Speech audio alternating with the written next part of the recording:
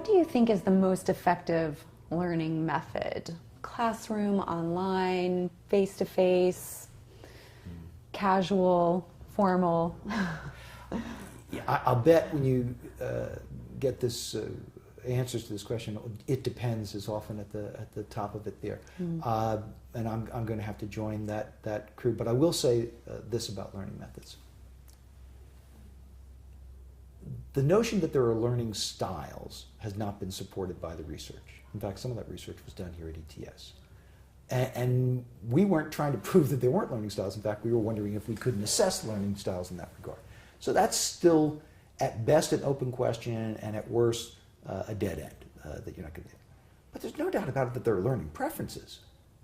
And so that some people say, well, just give me the book, leave me alone, and I'll come back to you and ask you some questions. And other people say, I'm not interested in the book at all. Can I look over your shoulder? And still others will say, if I can get a formal class, that's what I do really, really well in that regard there.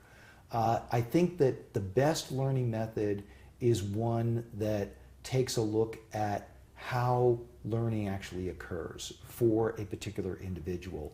And I've been very influenced by Gagne and Briggs' events of instruction. So for me, when I'm looking at instructional design there, I'm saying, well, what does this person already know about it here? How am I going to connect their previous knowledge to what we're talking about today here?